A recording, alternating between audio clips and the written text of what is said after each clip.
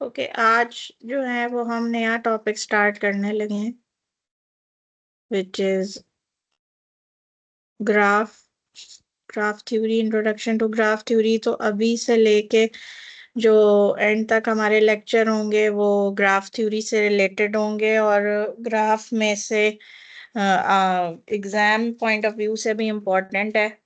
तो इसलिए इन टॉपिक्स को आप लोग ज़रा ध्यान से करें, क्योंकि ये लास्ट, इसके बाद लास्ट वीक है। लास्ट वीक में मेरा ख्याल है हमारी 2 ही क्लासें हैं।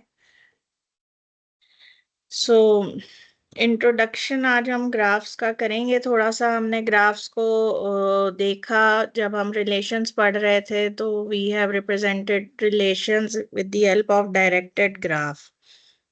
So in today's class, we formally define what is a graph theory. What is a graph actually? So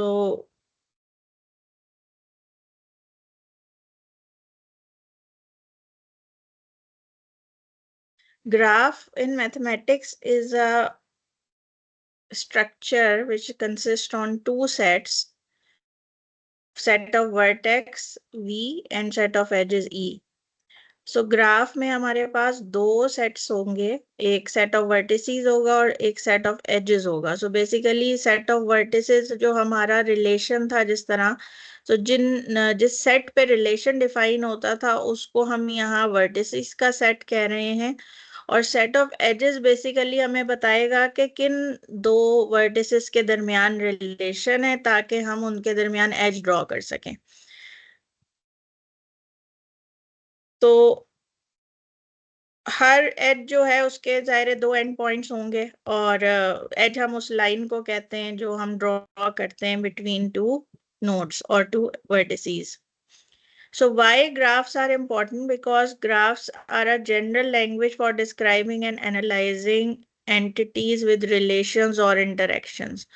So आजकल के ज़माने में जितनी जो हमारा रियल वर्ल्ड है उसमें बहुत सारी ऐसी प्रॉब्लम्स हैं, रियल वर्ल्ड प्रॉब्लम्स हैं जो कि डिपेंड करती हैं ऐसे स्ट्रक्चर पर जो इंटरेक्शंस और रिलेशंस पे डिपेंड कर रहा होता है. तो उस तरह की जितनी भी प्रॉब्लम्स हैं उनको ग्राफ्स के थ्रू स्टडी किया जा सकता है या मॉडल किया जा सकता है.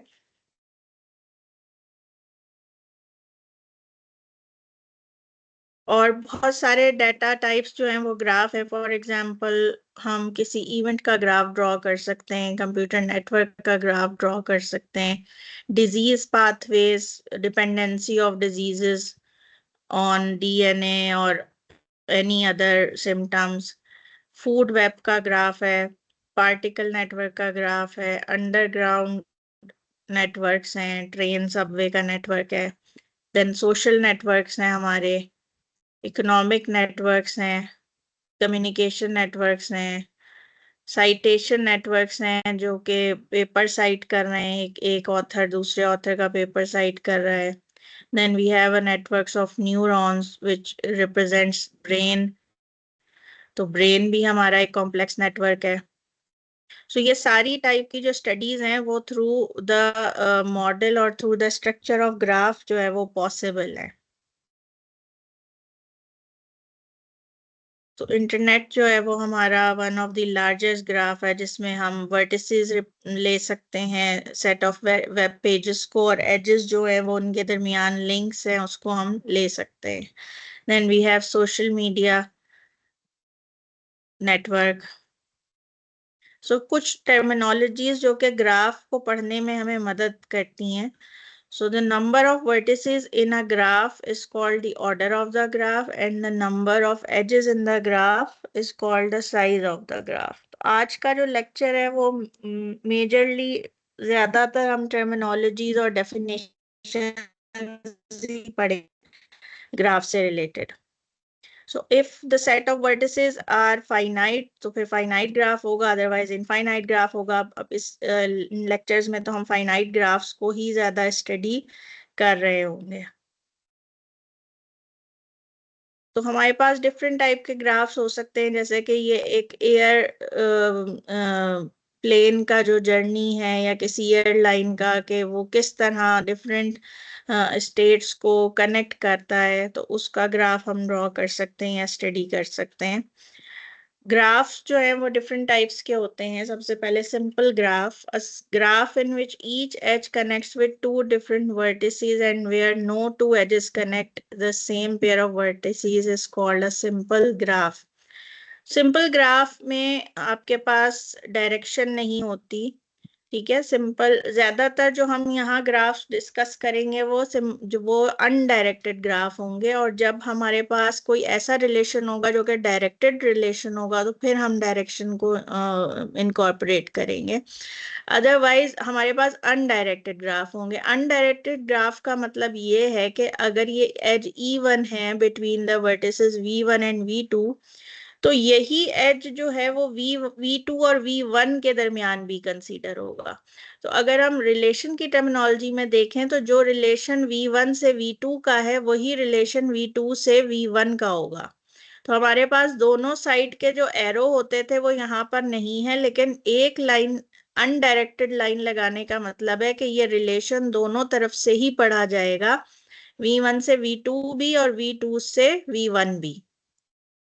अब यहाँ आपने देखा होगा कि लेबल डिफरेंट तरीकों से हम कर सकते हैं। नोड्स को हम अलग लेबल किया हुआ है यहाँ, और एजेस को अलग ना नंबरिंग की हुई है।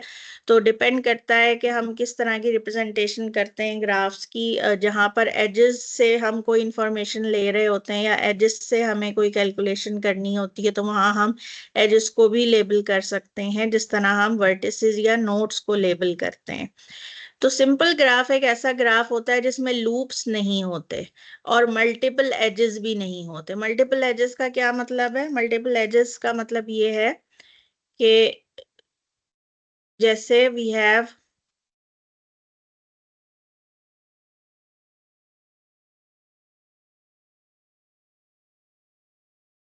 एक मिनट, मल्टीपल एजेस का मतलब है कि हम इस तरह से दो पेयर ऑफ नोड्स के दरमियान दो एजेस अवेलेबल हैं। तो दो एजेस अवेलेबल होने का मतलब ये है, इसको हम इस तरह ले सकते हैं कि बहुत दफा ऐसा होता है कि हमारे पास किसी चीज को अप्रोच करने के मल्टीपल वेज होते हैं। तो ये उसमें हमारे पास किसी एक जगह से दूसरी जगह जाने के दो डिफरेंट रास्ते हो सकते हैं। तो इन दोनों रास्तों को रिप्रेजेंट करते हैं दो edges.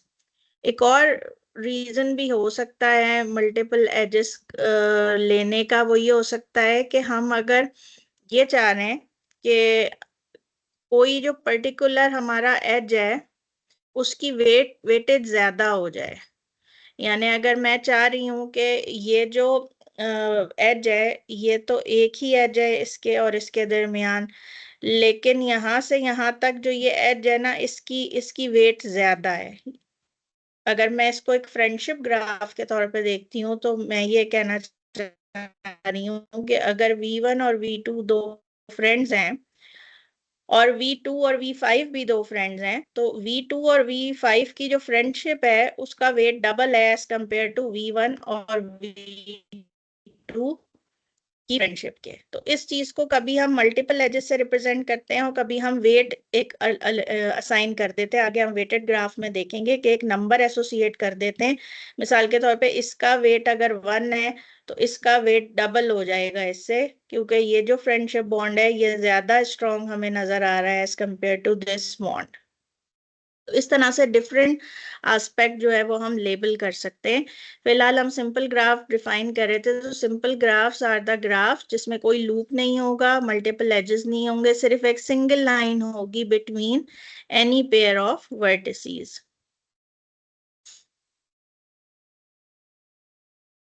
Then we have multi graphs. Multi graphs में हमारे पास मल्टीपल एजेस भी अलाउ होंगे। So we have multiple edges, लेकिन लूप इसमें भी नहीं अलाउ होगा।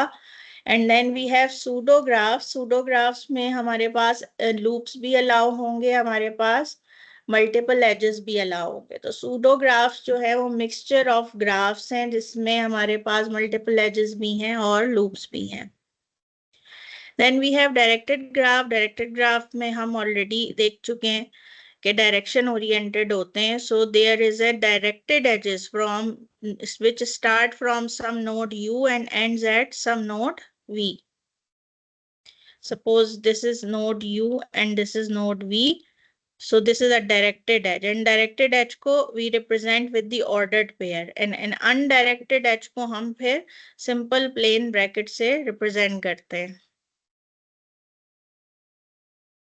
सो ये जो है वो समरी दी हुई है, ये बुक से हमने टेबल लिया था, अभी जो डेफिनेशन हमने पढ़ी है. Then we have few more definition, जिसमें adjacency है, adjacent होना है, neighbor होना है, incident होना है और isolated होना है.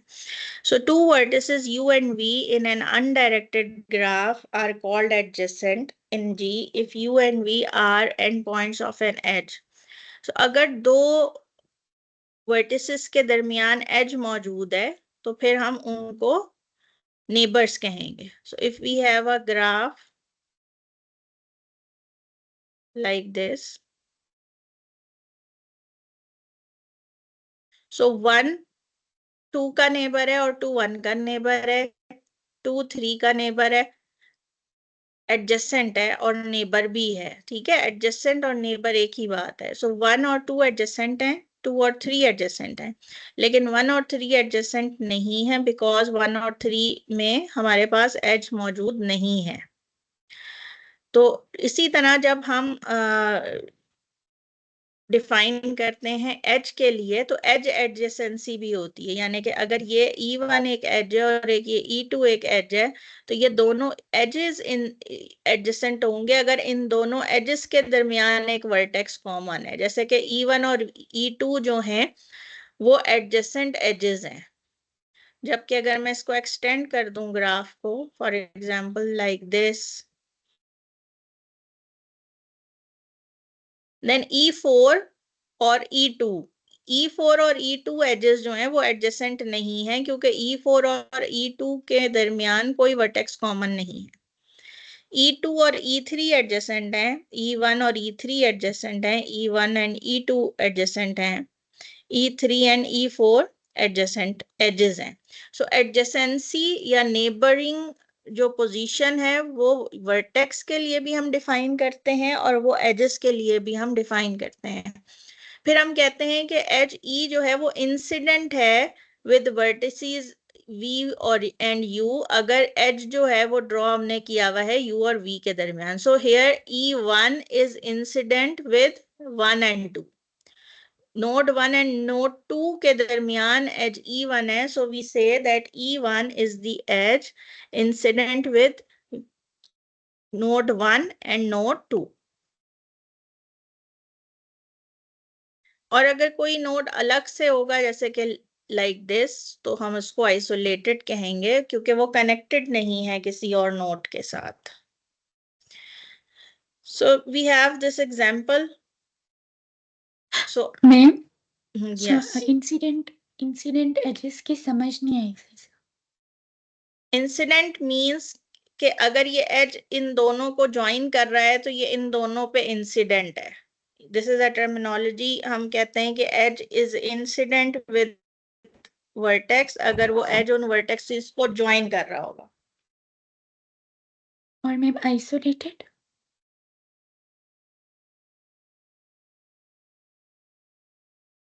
आइसोलेटेड जो किसी से ज्वाइन ना हुआ वर्टेक्स या आइसोलेटेड नोड है. ठीक है, a vertex on which no edges are incident is called isolated. So यहाँ पर हम एग्जांपल देख लेते हैं. Find all the edges that are incident on V1. So V1 पे कौन कौन से edges incident हैं?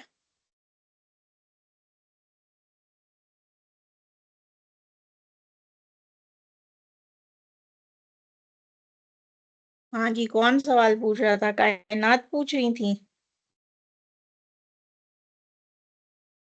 Yes ma'am. कौन कौन से एजेस जो हैं वो V1 पे इंसिडेंट हैं? वर्टेक्स V1 पे कौन कौन से एजेस इंसिडेंट हैं? मैम E1 है, E3 है और E2। Yes.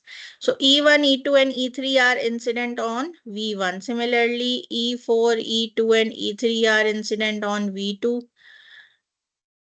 All vertices that are adjacent to node और vertex V1. So V1 के adjacent कौन कौन से vertices हैं?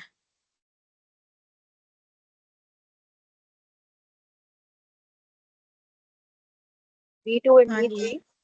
V2 is adjacent to V1 and V3 is also adjacent to V1.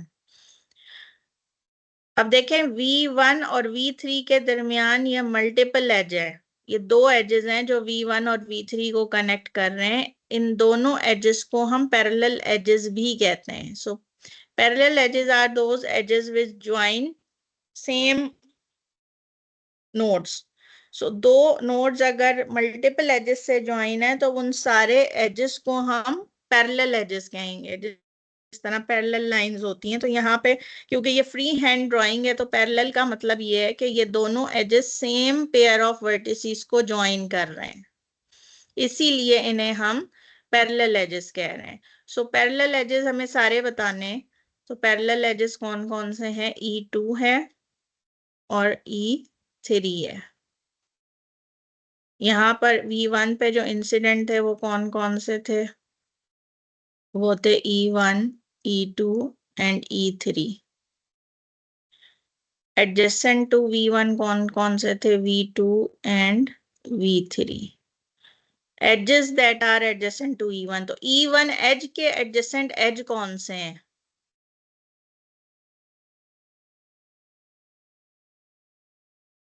E1 के एडजेसेंट एजेस हैं E2, E3 and E4। Loops बताने हैं जी सारे, कौन कौन से लूप्स हैं यहाँ?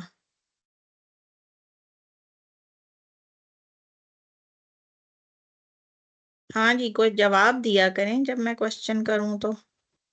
Ma'am, E7 and E6. E6 and E7.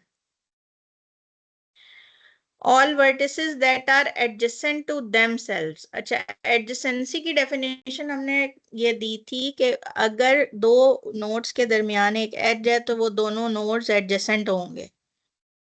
वो वाले नोड्स बताने हैं जो अपने आप के एडजेसेंट हैं। तो अकॉर्डिंग टू डेफिनेशन, अगर एक नोड के अपने साथ एक एज मौजूद है तो वो अपने आप के साथ एडजेसेंट है। तो अपने साथ जो नोड होता है उसको हम लूप कहते हैं। तो अगर किसी नोड पे लूप अवेलेबल होगा तो उसे हम कहेंगे कि वो अपने साथ एडजेसेंट है। सो कौन कौन से वर्टिसेस अपने साथ एडजेसेंट है यहाँ? Adjacent to themselves। मैम सारे ही होंगे ना? नहीं, V5 एंड V6 हैं, ठीक है।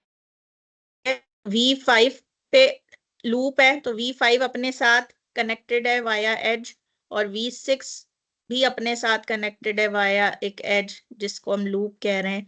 तो ये अपने साथ एडजेसेंट इसलिए है क्योंकि इसके साथ इसके पास एक एज है जो इसको अपने ही आप से कनेक्ट कर रहा है, बाकी किसी के साथ ऐसा नहीं है। V1 अपने ही साथ कनेक्टेड नहीं है गेट से, ठीक है। Next we have isolated vertices. तो आइसोलेटेड यहाँ एक ही है विच इज V4।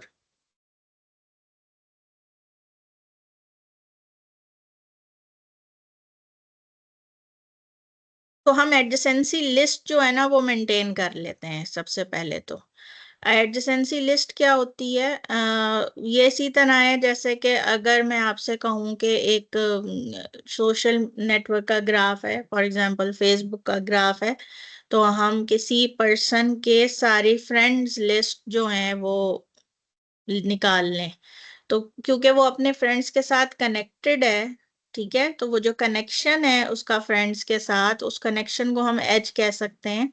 और जो पर्सन्स हैं उसमें सोशल मीडिया पे फेसबुक पे वो सारे पर्सन्स नोड हैं और वो फ्रेंडशिप के थ्रू एक दूसरे से कनेक्टेड हैं। तो अगर कोई पर्सन ए है तो उस पर्सन के जो फ्रेंड्स लिस्ट है वो बेसिकली उसकी एडजेसेंसी लिस्ट होगी कि कौन कौन उसके साथ कनेक्टेड है। तो यहाँ पर भी एडजेसेंसी लिस्ट से यही मुराद है हमारी कि हम एक पूरी वर्टिसेस की लिस्ट बना लेते हैं ABCDE और फिर हम देखते हैं कि वर्टेक्स ए के एडजेसेंट कौन कौन है, यानी वर्टेक्स ए के साथ कौन कौन कनेक्टेड है, बी से कौन कनेक्टेड है, सी से, डी एंड ई से। तो ये सारे हमारे पास एडजेसेंसी लिस्ट हो जाती है और इसी एडजेसेंसी लिस्ट से हम एडजेसेंसी मैट्रिक्स बनाते हैं जो हम रिलेशन में भी बनाया करते थे 1 और 0 वाला मैट्रिक्स। तो डायरेक्टेड ग्राफ में भी एडजेसेंसी लिस्ट बन सकती है, लेकिन डायरेक्टेड ग्राफ में क्या होगा, इनिशियल और टर्मिनल वर्टेक्स होंगे, वहां पे हर डेफिनेशन में डायरेक्शन आ जाएगी। अगर मैं कह रही हूँ कि ए बी के एडजेसेंट है तो ए से बी में होना चाहिए एज, ठीक है। तो हो सकता है ए बी के साथ एडजेसेंट हो लेकिन बी ए के साथ एडजेसेंट ना हो। फॉर एग्जाम्पल यहाँ देखें अगर, तो ए बी से कनेक्टेड है लेकिन बी ए से कनेक्टेड नहीं है डायरेक्टेड एज से। So A to B edge है तो A is adjacent to B but B is not adjacent to A. So B जो है वो ए की एडजेसेंसी लिस्ट में आएगा लेकिन बी की एडजेसेंसी लिस्ट में ए नहीं आएगा। जबकि अनडायरेक्टेड ग्राफ में क्या होता है, वो एक सिमेट्रिक मैट्रिक्स होता है, उसमें अगर ए और बी में रिलेशन है वही बी और ए में भी रिलेशन है। तो अगर ए की एडजेसेंसी लिस्ट में बी है तो बी की एडजेसेंसी लिस्ट में ए होगा। जैसे यहाँ हमें नजर आ रहा है कि ए की एडजेसेंसी लिस्ट में बी है तो बी की एडजेसेंसी लिस्ट में ए होगा। सी की एडजेसेंसी लिस्ट में ए डी और ई है तो ए में सी होगा, डी में भी सी होगा और ई में भी सी होगा। तो यहाँ पर सिमेट्रिक रिलेशनशिप फॉलो हो रही होती है जबकि यहाँ पर नहीं हो रही होती। यहाँ पर जहाँ से जहाँ एज है वही डायरेक्शन हमें बताएगी कि एडजेसेंसी लिस्ट किस तरह मेंटेन होगी। अब डी ऑल्दो के कनेक्टेड नजर आ रहा है ग्राफ में, लेकिन आप देखें कि डी का कोई एडजेसेंट नहीं है। तो डी को सबने फ्रेंड रखा हुआ है लेकिन डी ने किसी को फ्रेंड नहीं रखा हुआ है। तो कुछ ऐसे हमारे पास सोशल मीडियाज हैं जिसमें दोनों तरफ से फॉलो अनफॉलो करना जरूरी होता है। सो फॉर एग्जाम्पल अगर इस किस्म का हम किसी सोशल मीडिया का एग्जाम्पल लेते हैं तो उसमें आप ये देख सकते हैं कि ए ई और बी डी को फॉलो कर रहे हैं लेकिन डी खुद किसी को फॉलो नहीं कर रहा है। सो डी की जो एडजेसेंसी लिस्ट है वो एम्प्टी है। यहाँ पर समझ आ रहा है?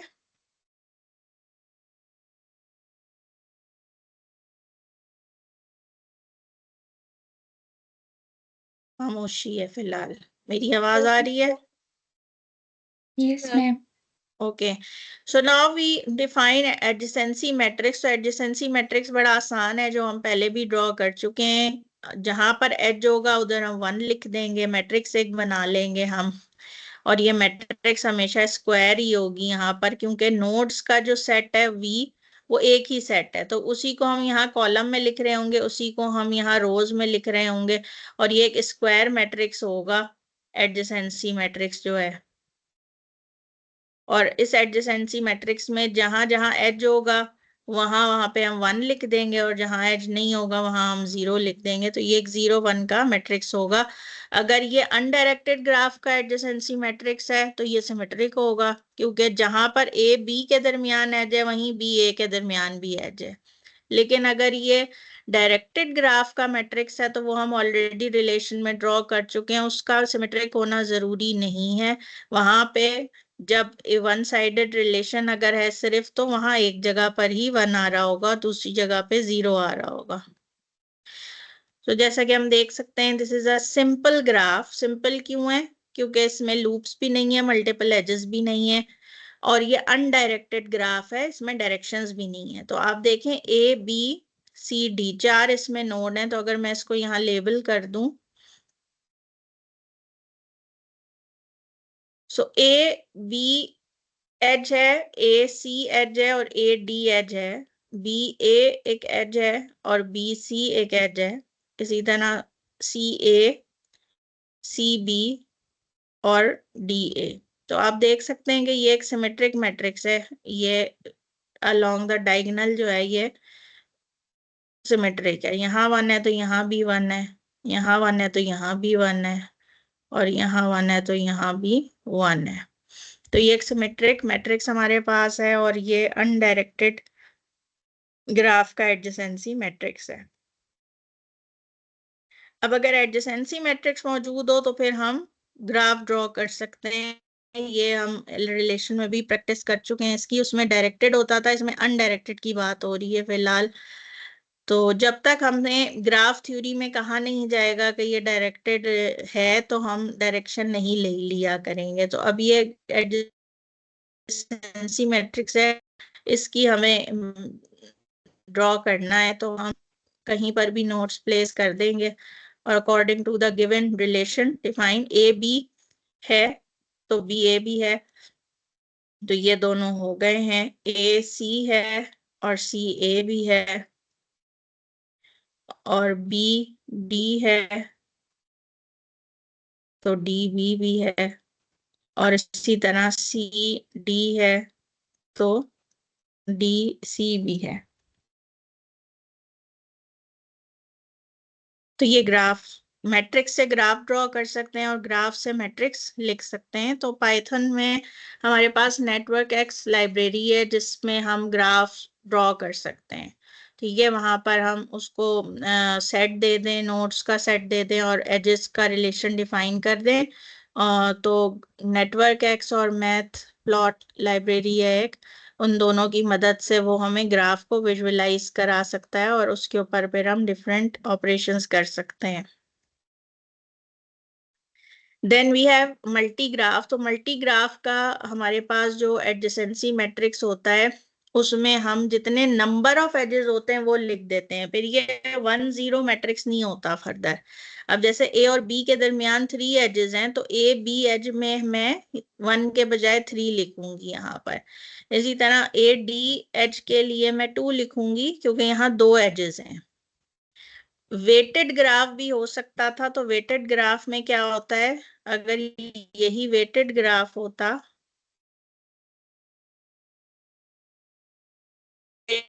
भी इसी तरह से बन जाता है ये मैट्रिक्स। वेटेड ग्राफ क्या होता है, वेटेड ग्राफ एक ऐसा है जिसमें हम हर एज के साथ एक नंबर एसोसिएट कर देते हैं। वो नंबर किसी भी फिजिकल चीज को रिप्रेजेंट कर सकता है। फॉर एग्जाम्पल वो नंबर रिप्रेजेंट कर सकता है कॉस्ट को। अगर ये नोड सिटीज हैं तो इनके दरमियान की ट्रेवलिंग कॉस्ट को रिप्रेजेंट कर सकता है ये जो वेट है। ये वेट जो है ये डिस्टेंस को रिप्रेजेंट कर सकता है। तो फॉर एग्जांपल सी और डी के दरमियान अगर 2 यूनिट डिस्टेंस है तो इसमें 3 यूनिट डिस्टेंस है, इसमें 1 यूनिट डिस्टेंस है। तो इस तरह से हमारे पास वेटेड ग्राफ जो है वो आ जाता है। तो वेटेड ग्राफ और मल्टी ग्राफ तकरीबन एक मिलती जुलती चीज है। इसमें हमारे पास 3 एजेस हैं और इसमें हमारे पास एक एज है जिसका वेट 3 है, और इसका मैट्रिक्स भी इसी तरह बनेगा जैसे इसका बन रहा है। Then we have another kind of matrix which is called incidence matrix. So incidence matrix जो है वो matrix है between vertex and edge. अभी जो हम adjacency matrix की बात कर रहे थे वो adjacency list से बन रहा था और वो relationship represent हो रहा था between node to node. ठीक है, यहाँ पर जो मैट्रिक्स बनेगा ये रिलेशनशिप शो करेगा नोड वर्सेस एजेस। तो एक साइड पे हम नोड्स रखेंगे और दूसरी साइड पे हम एज रखेंगे। तो ये जो मैट्रिक्स बनेगा इसमें एज के आगे 1 आ जाएगा जहां जहां पर भी जिस नोड के आगे भी एज है। तो इसको दो तरह से हम पढ़ सकते हैं। सबसे पहले तो इस ग्राफ में जितने भी एजेस हैं उनको हमने कॉलम वाइज लिख लिया और जितने भी नोड्स हैं उन्हें हमने रो वाइज लेबल कर लिया। तो अब हम देख सकते हैं कि E1 जो एज है वो किन दो वर्टेक्स को कनेक्ट कर रहा है। E1 कनेक्ट कर रहा है V1 एंड V4 को। सो V1 और V4 के आगे 1 आ जाएगा E1 के कॉलम में। सो इस कॉलम में दो जगह पे 1 आ रहा है, V1 और V4 की पोजीशन पे, which means E1 is joining V1 and V4। Similarly, E2 is joining V1 and V5. E3 is joining V2 and V4. E4 is joining V2 and V5. E5 is joining V3 and V5. And E6 is joining V2 and V3. दूसरा तरीका इसको पढ़ने का ये है कि हम node के हिसाब से देख लें कि V1 एक नोड है, इस पे कौन कौन से एजेस इंसिडेंट हैं। इस पे एजेस इंसिडेंट हैं E1 और E2। तो V1 वाली रो में E1 और E2 के आगे 1 आ जाएगा।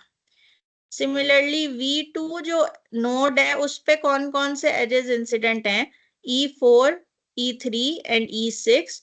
तो इस वाली रो में जो V2 के लिए हमने बनाई है उसमें 3 जगह पे 1 आ रहा है। E3 के आगे 1 आ रहा है, E4 एंड E6 के आगे 1 आ रहा है। तो इसको दो तरह से हम रीड कर सकते हैं, जो भी आपको ज्यादा आसान और अप्रोचेबल लगता है आप उस तरीके से इसको रीड कर सकते हैं। The main difference between adjacency matrix and the incidence matrix is that adjacency matrix gives us the relationship between vertices and incidence matrix gives us the relationship between node versus edges. सूडोग्राफ का भी इसी तरह से बना सकते हैं हम, adjacency matrix और इंसिडेंस मैट्रिक्स, जिसमें भी हम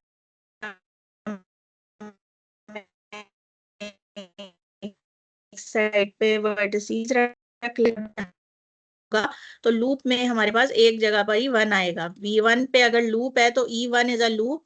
ये कैसे पता चल रहा है हमें कि एक ही जगह पे 1 आ रहा है यहाँ।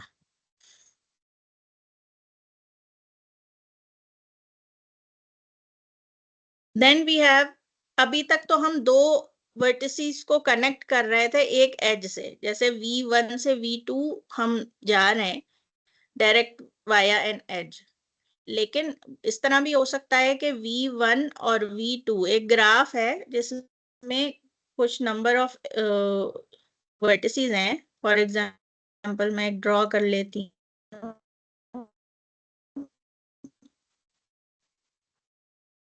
तो इस टाइप का एक ग्राफ है। अब आप देख सकते हैं कि 4 और 2 जो है वो डायरेक्टली तो एज नहीं है। 4 और 2 के दरमियान, 4 और 1 के दरमियान भी एज अवेलेबल, 4 और 5 के दरमियान भी एज अवेलेबल नहीं है।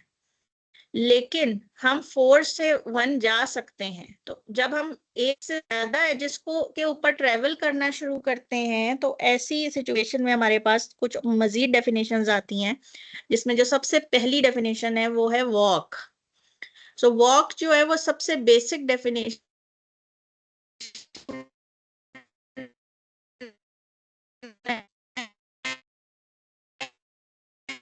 उसके ऊपर हम बात की वो सारी वॉक। तो वॉक बेसिकली क्या है, वॉक है ट्रेवर्स कर रहे हैं, हम ग्राफ के ऊपर चल रहे हैं, वॉक कर रहे हैं। सो वॉक करना is a sequence of edges जो कि हम चलेंगे। इसको डेफिनेशन भी पढ़ लेते हैं। In a graph G, a walk is a sequence of vertices, sequence of k vertices such that there is an edge between these vertices. So for example, मैं 4 से 1 तक वॉक करना चाह रही हूँ या 4 से 2 तक वॉक करना चाह रही हूँ, तो मैं एक सीक्वेंस ऑफ एजेस पे चलूंगी। वो सीक्वेंस ऑफ एजेस पे कैसे चलूंगी मैं, सपोज ये E1 होता है एज, ये E2 होता और ये E3 होता। नोड से E1 के थ्रू 3 नोड पर, और फिर मैं E2 से 1 नोड में चली जाती और वहां E3 से मैं 2 नोड पे चली जाती।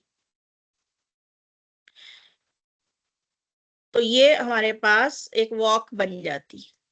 क्योंकि बेसिक है तो बेसिक में क्या है कि के कुछ भी हो सकता है, के जो है वो 1 भी हो सकता है। तो अगर मैं 4 पे खड़ी हुई हूँ सिर्फ, तो आई एम स्टैंडिंग एट 4, तो ये वॉक ऑफ लेंथ 0 कहलाएगी, जिसमें एक भी एज नहीं चला मैंने।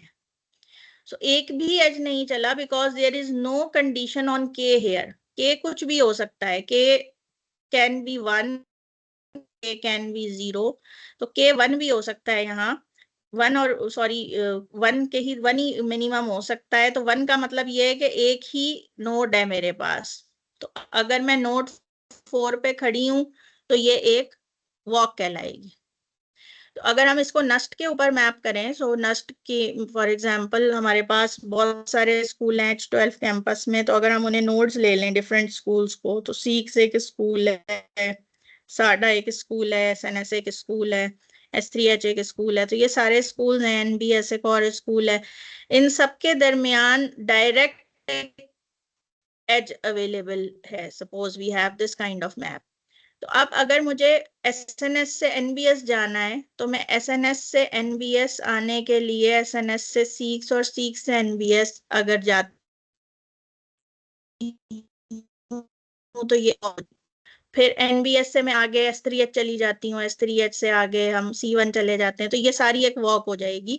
और अगर हम सिर्फ किसी एक नोट पे खड़े रहते हैं, हम सीक्स वाली नोट पे खड़े हुए हैं, तो ये एक वॉक ऑफ लेंथ 0 हो जाएगी।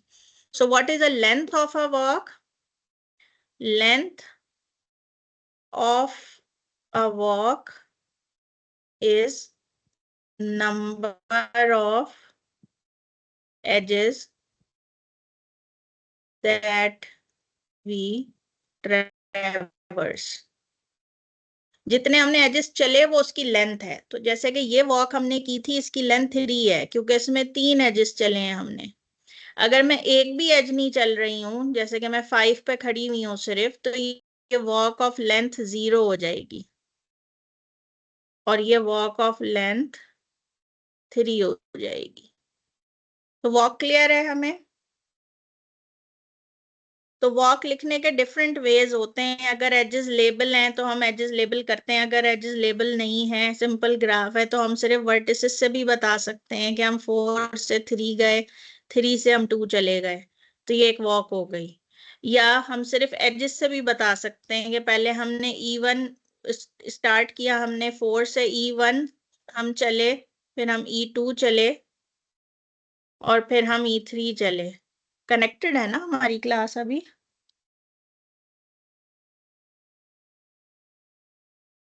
Yes, ma'am. ओके। तो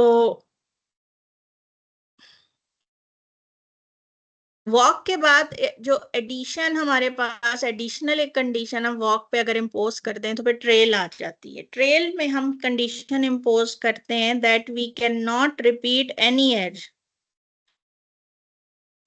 तो हम एज रिपीट कर सकते थे वॉक में। वॉक में हम किसी भी तरह की वॉक कर सकते थे, इवन हम नहीं भी चल रहे थे उसको भी हम वॉक ऑफ लेंथ 0 कह रहे थे।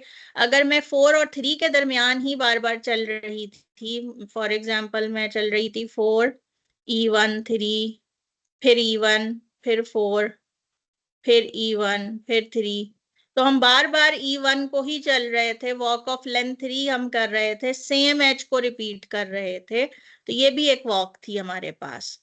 लेकिन अगर हम कह रहे हैं कि रिपीटेशंस आर नॉट अलाउड, तो फिर ऐसे को हम ट्रेल कहते हैं।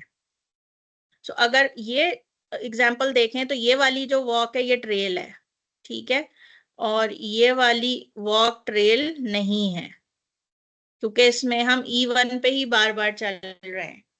सो ट्रेल जो है वो आमतौर पे डिजाइन होता है ऐसी जगहों पर जहां पर हमें एक जगह से स्टार्ट करके सारी जगहों को टच करते हुए निकल जाना होता है। जैसे कि कोई म्यूजियम है, डिस्प्ले सेंटर है या कोई एग्जीबिशन है, तो वहां पर हम एक ट्रेल डिजाइन कर सकते हैं जिसमें हम बार बार एक जगह से ना गुजरे और हम सारी जगहों से गुजर के बाहर चले जाएं। उसके बाद पाथ आ जाता है ट्रेल के बाद। ट्रेल में हम एजेस के ऊपर कंडीशन लगा रहे थे कि एजेस को हम बार बार नहीं चल सकते, लेकिन हम नोड पे आ सकते थे बार बार। तो अगर हम यहाँ से देखें तो मैं 4 एक एक ट्रेल बनाती हूँ। ट्रेल में क्या क्या बनाती हूँ, जो मैंने ग्राफ अभी एग्जांपल ली हुई है। ट्रेल बन जाएगा 4 से E1 3 E2 1 E3 2, इसको भी लेबल कर लेते हैं E4 से, E4 5 और ये E6 ले लेते हैं, E6 3। अब आप देखें कि मैंने कोई भी एज को दोबारा नहीं चला, E1 E2 E3 E4 E6 सारे मैंने एजेस को एक एक दफा ही चला है। तो ये वॉक तो है ही, ये ट्रेल भी है। ट्रेल क्यों है? क्योंकि कोई एज रिपीट नहीं हुआ है यहाँ पर। लेकिन ये पाथ नहीं है, क्योंकि पाथ में हमें वर्टेक्स रिपीट नहीं करना। ठीक है, नो रेपिटेशन ऑफ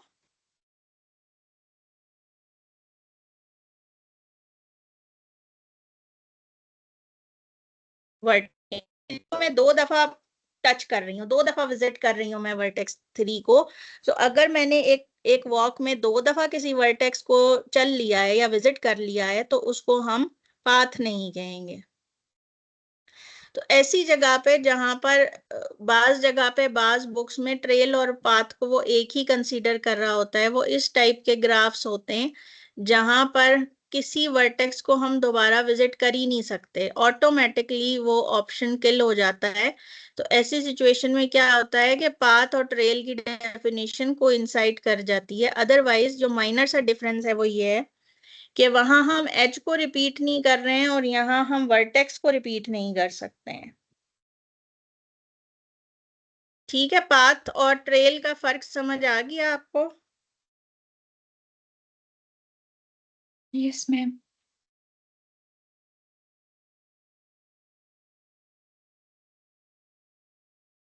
और आज की जो लास्ट डेफिनेशन है वो है साइकिल। जो है वो ऐसी डायग्राम होती है जिसमें हम इनिशियल वर्टेक्स पे वापस आ जाते हैं चलकर, पूरा एक क्लोज्ड हम ट्रेल बनाते हैं। तो वो बता रहा है कि जो साइकिल या सिंपल सर्किट है वो ट्रेल है। उस ट्रेल में कम से कम 3 एजेस होने चाहिए। ठीक है, कम से कम 3 एजेस होने चाहिए। 3 से कम पे साइकिल या सिंपल सर्किट नहीं बनेगा। तो ये सर्किट है कि मैंने E1 से स्टार्ट किया, E2 और E2 से E3 ये सर्किट बना लिया। लूप को हम, लूप भी एक क्लोज होता है वॉक, लेकिन उसको हम सर्किट या सिंपल सर्किट नहीं कहते हैं, क्योंकि लूप में नंबर ऑफ एजेस एक ही है। हमें साइकिल की जो क्राइटेरिया है वो ये कि कम से कम 3 एजेस होने चाहिए, फिर हम साइकिल या सर्किट, सिंपल सर्किट की बात करेंगे। और इसमें ऐसा ट्रेल है जिसमें हमारे पास सिर्फ पहला और आखिरी वर्टेक्स रिपीट होगा, दरमियान में कोई वर्टेक्स रिपीट नहीं होगा सिंपल में। क्योंकि अगर मैं इसको 8 लाइक एक फिगर यहां बना के आपको दिखाऊं,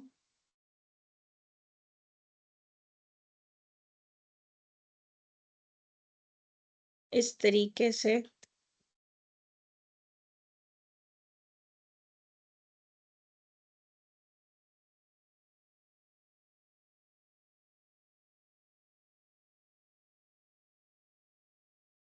तो देखें मैं 1 से 2, 2 से 3, 3 से 5, 5 से 4, 4 से फिर 3 और 3 से फिर 1। पहला और आखिरी सेम है, सर्किट बन रहा है ये, लेकिन ये सिंपल सर्किट नहीं बन रहा, क्योंकि सिंपल सर्किट में दरमियान में कोई वर्टेक्स रिपीट नहीं हो सकता है। ठीक है, तो मिडिल में देखें 3 भी बार बार रिपीट हो रहा है और 1 भी बार बार रिपीट हो रहा है। तो ये this is a circuit but not simple circuit. Simple circuit को हम साइकिल भी कहते हैं। सिंपल सर्किट क्या है कि जिसमें दरमियान में कुछ रिपीट ना हो, जैसे कि मैंने एक ट्राइंगल वाली शेप बनाई थी, या इस टाइप की शेप बना लेंगे। ठीक है, या पेंटागन,